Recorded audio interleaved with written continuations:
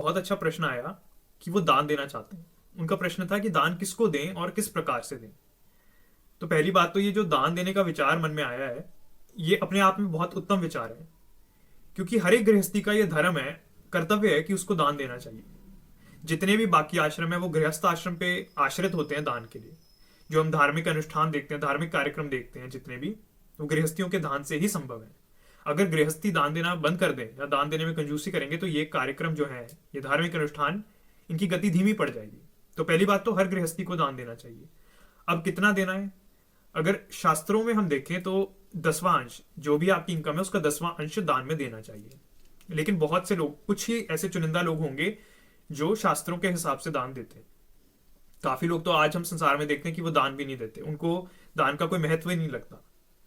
लेकिन दान देना आवश्यक है। वो उसका जो महत्व है दान का, वो किसी और वीडियो में चर्चा करेंगे। यहां पर बात यह है कि दान किस प्रकार से देना चाहिए, क्या मापदंड है दान देने के। तो देखिए, सबसे बड़ी बात, 3 मापदंड है कि आपने निश्चय किया कि आपने दान देना है। अब कैसे देना है, किस प्रकार से, किसको देना है, इसके 3 मुख्य मापदंड है। पहला जो है कि आपके दान का, आपके धन का दुरुपयोग नहीं होना चाहिए। इसको मैं एक उदाहरण से समझाने की कोशिश करूंगा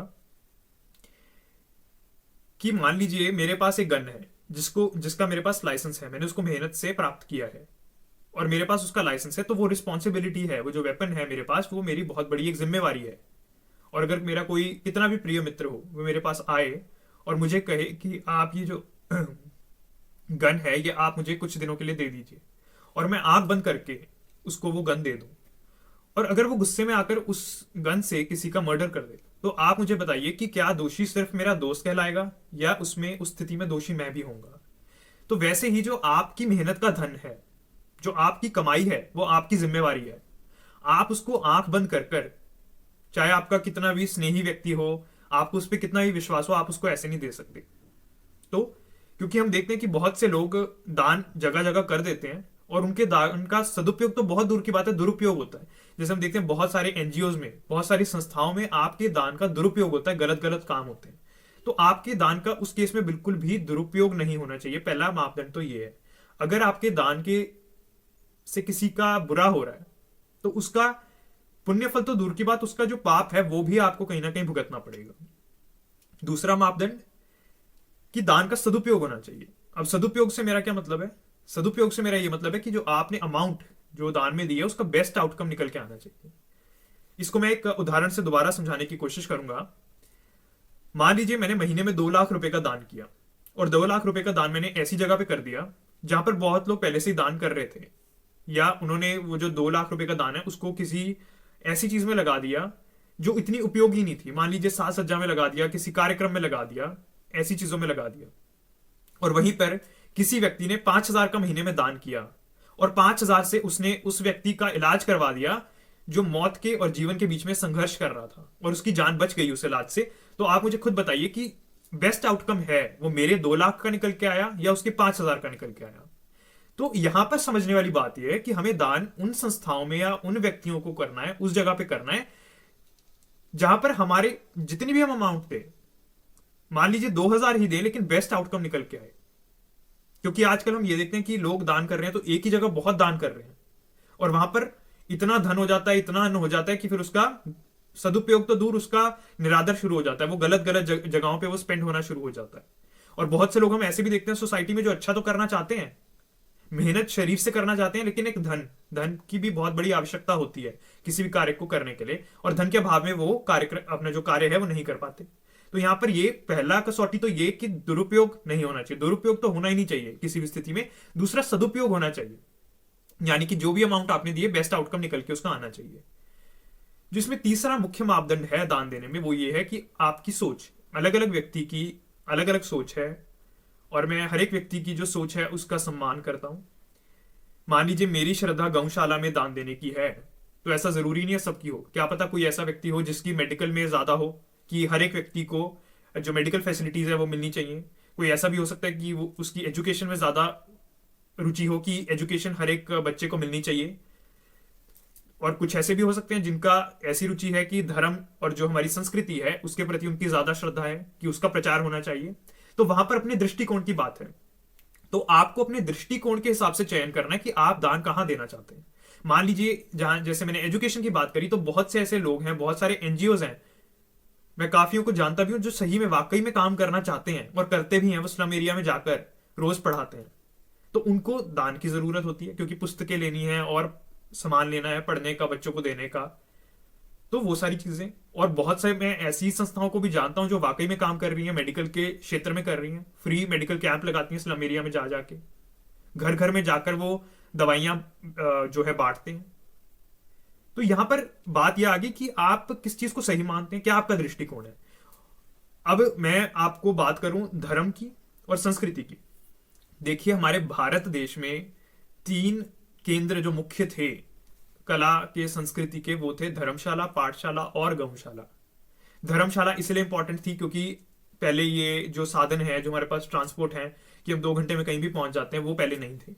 पहले लोगों को लंबी लंबी यात्रा करनी पड़ती थी, बीच में उनको विश्राम करना पड़ता था, तो धर्मशालाएं लोग बनाते थे।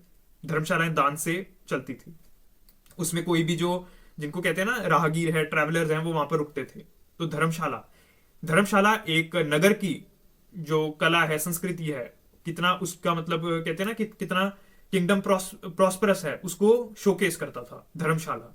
तो आज तो धर्मशाला हमको देखने को नहीं मिलती, आजकल तो होटल हैं हर जगह, तो इसको हम बाहर निकालते हैं। उसके बाद आती है पाठशाला की। पाठशाला से मेरा क्या मतलब है? पाठशाला से मेरा मतलब है कि गुरुकुल। गुरुकुल हमारी संस्कृति का, आप सब जानते हैं कि एक बहुत ही महत्वपूर्ण अंग रहे हैं। गुरुकुल में तैयार किया जाता था, बच्चों को पढ़ाया जाता था, शिक्षा दी, विद्या दी जाती थी। तो गुरुकुल, अब देखिए गुरुकुल आज भी हैं, ऐसा नहीं है कि गुरुकुल आज नहीं है, आज भी गुरुकुल हैं जो दान पे ही आश्रित हैं, तो उधर भी आप दे सकते हैं। लेकिन इन सारी चीजों का क्रक्स क्या है वो मैं आपको लास्ट में इस वीडियो के बताऊंगा। तो पाठशाला में गुरुकुल आ गए, और गौशाला आप सबको पता है कि जो गौशाला होती है, तो वहां पर भी। लेकिन आज मैं आप लोगों को, ये मेरा निवेदन है कि मंदिरों में आप लोग दान बिल्कुल मत कीजिए। मैंने दान पर और मंदिरों का दान कहाँ जाता है, कैसे उसको यूज करती है गवर्नमेंट, उस पर एक वीडियो पहले बनाई थी। जो मंदिर है उधर आज दान देने का कोई भी अर्थ नहीं रह जाता, क्योंकि जो मंदिर है वो किसी भी तरह हमारी जो कला है, संस्कृति है, उसको शोकेस नहीं कर रहे, बिल्कुल भी नहीं कर रहे। आप मंदिर में कभी जाएंगे तो वहां पर आपको कोई वो पाठशाला नहीं मिलेगी, वहां पर कोई धार्मिक अनुष्ठान होता हुआ नहीं आपको मिलेगा। सिर्फ वहां पर हो रहा होता है तो जो मूर्तियां हैं उनकी पूजा हो रही होती है, उनपे लोग प्रसाद चढ़ा रहे होते हैं, कपड़े चढ़ा रहे होते हैं, अलग अलग चीजें चढ़ा रहे होते हैं, और वो सब जो वहां के पंडे पुजारी हैं उनकी जेब में जाता है। वहां पर धर्म के लिए कोई कार्य नहीं हो रहा, वहां पर धर्म के लिए कोई कार्य नहीं हो रहा। वो एक तरह का म्यूजियम आप उसको कह सकते हैं। तो मंदिरों में दान देना बंद करिए, और अगर आप मंदिरों में दान देना ही चाहते हैं बिल्कुल दीजिए, लेकिन जैसे मैंने उस वीडियो में भी बोला था कि आप दूर दूर वाले मंदिरों में मत दीजिए। कि मान लीजिए मैं बैठा हरियाणा में हूं और मैं उड़ीसा के जगन्नाथ मंदिर में हर महीने दान भेज रहा हूं, नहीं। अगर जगन्नाथ जी में श्रद्धा है तो अपने आसपास का जो मंदिर है जगन्नाथ जी का, उसको ढूंढिए, उधर दान दीजिए। और उधर भी दान देने की क्या कसौटी है, वो ये है कि आपको अपनी बात मनमानी आनी चाहिए। कि जहां आप दान दे रहे हैं, आप लोग 10 लोग इकट्ठे होकर बोलें कि हाँ, हमारे धर्म को आज इस चीज की जरूरत है, हमारे को गुरुकुल की जरूरत है, हमें संस्कृत सीखनी है, हमें सेल्फ डिफेंस सीखना है, हमको अखाड़ा चाहिए, आप इसको खुलवा के दो, हम दान हर महीने देंगे। लेकिन ये हमारी टाइम को देखते हुए, समय को देखते हुए रिक्वायरमेंट्स, आप इनको मंदिर के अंदर ही खुलवा के दो। तो अगर वो आपकी रिक्वायरमेंट्स को वहां पे फुलफिल करते हैं तो आप वहां पर बेशक दान दीजिए। लेकिन अगर वो आपकी इस चीज में सहायता नहीं कर सकते, अगर वो कहते हैं कि ये गवर्नमेंट अलाउड नहीं है मंदिरों में ये सब करना, मंदिरों में किसी भी प्रकार की शिक्षा देना अलाउड नहीं है, अखाड़ा मंदिर में किसी भी प्रकार का खोलना अलाउड नहीं है, सेल्फ डिफेंस की क्लासेस अलाउड नहीं है, तो आपको उसमें मंदिर में जो धन है, आपका दान है, उसका भी देने का कोई अर्थ नहीं रह जाता। क्योंकि इसी से आप समझ सकते हैं कि हमारे मंदिरों को कैसे सरकार कंट्रोल कर रही है। तो पहली बात तो ये मंदिरों में दान देने की बात ये है। अब इसमें बात यही रह जाती है कि मैंने आपको 3 कसौटियां बताई, ये भी बताया कि अगर मंदिर में आप दान देना चाहते हैं तो किस चीज को आप देखकर मंदिर में दान देंगे। समय की, आज जो समय की मांग है उसको देखकर दान दीजिए। आप अपनी मांग पहले स्पष्ट करके रखिए कि हम दान तो देना चाहते हैं, लेकिन हमारी ये मांग है। तो ये चीज है। और उसके बाद देखिए, हमारी जो संस्कृति है, हमारी संस्कृति में ये जो लंगर वगैरह की जो प्रचलन आजकल चल रहा है, भंडारे का, लंगर का, ये हमारी संस्कृति में कभी शुरू से नहीं रहा। जो एजुकेशन है या मेडिकल फैसिलिटीज है उसका मैं समझता हूं, क्योंकि उसका हर एक अधिकारी है, हर एक व्यक्ति। लेकिन ये आप ध्यान रखिएगा कि ये जो आज प्रचलन चला है लंगर का और भंडारे का, ये इसका मैं विरोध भी नहीं करूंगा, लेकिन मैं इसके पक्ष में भी नहीं हूं। और ये जो आप देखते हैं कि सड़कों के किनारे ट्रैफिक लाइट्स पे ये जो लोग होते हैं, लोग इनको पैसे दे देते हैं दान, ये बिल्कुल गलत है। ये बिल्कुल गलत है, क्योंकि ये एक तरह का गिरोह है जो इन लोगों को छोड़ देता है सड़कों पर, और इनसे पैसे रात को सारे पैसे इनसे इकट्ठे कर लिए जाते हैं, इनको बस 2 वक्त का खाना दे दिया जाता है कि बस ये जिंदा रहे। तो ये बहुत बड़ा एक गिरोह है, क्योंकि आप देखेंगे कि पूरे दिन जो सिग्नल पे लोग मांग रहे होते हैं, पैसा मांग रहे होते हैं, सब कुछ मांग रहे होते हैं, आप रात को देखेंगे कभी जाके तो वो आपको नजर नहीं आएंगे, और अगले दिन सुबह वो आपको उन्हीं सड़कों पर नजर आएंगे। तो वो रात को कहाँ जाते हैं कहाँ नहीं जाते कुछ नहीं हम कह सकते। तो सड़कों पर दान देना ये बंद कीजिए। आप अपनी जो प्रायोरिटी है उसको बिल्कुल एक क्रिस्टल क्लियर रखिए कि हमको एजुकेशन के लिए पैसा देना है, हमको मेडिकल के लिए पैसा देना है, या हमको अपनी कला संस्कृति के लिए पैसा देना है। आप उस हिसाब से ढूंढकर संस्था को दान दीजिए।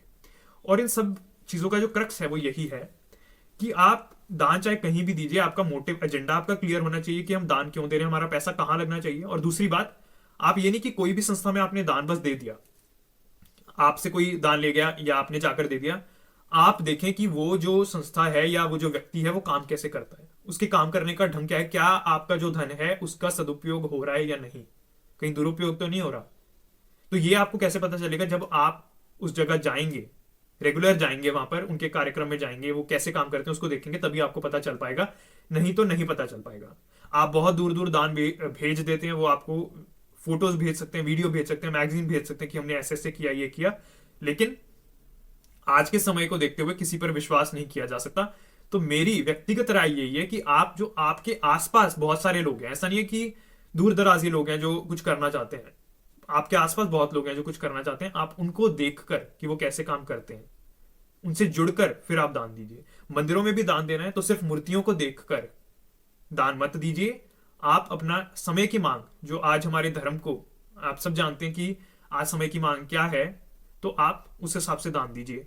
और जहां पर एक छोटा सा मैं अंत में बात रखूंगा कि जो आपने भगवान की सेवा की बात करी, तो देखिए ये आप बात को माने या ना माने, कोई व्यक्ति इसको जल्दी मान लेता है, कोई इसको देर में मानता है। जो अगर मैं अपने घर में मंदिर बना लूं या कहीं पर भी जगह लेके मंदिर बना लूं, वहां पर भगवान की कोई मूर्ति लगा लूं, और मैं लोगों से आभूषण, अच्छी अच्छी खाने की चीजें और वो सारी चीजें कहूं कि इस देवी देवता को चाहिए या इस भगवान को चाहिए, जो भी आप कहते हैं, तो आप ये मत सोचिएगा कि वो भगवान की अब सेवा कर रहे हैं। जैसे लोगों ने ये भी बहुत पाखंड चलाया हुआ है, आप जान के हैरान हो जाएंगे कि मैं नाम नहीं लूंगा किसी संस्था का, कि वो कहते हैं कि हमको भगवान को भोग लगाने के लिए घी चाहिए, हमको भगवान को भोग लगाने के लिए मसाले चाहिए, आप हमें पेटीएम कीजिए, इससे हम घी खरीदेंगे और उस घी से भगवान का भोग बनाएंगे।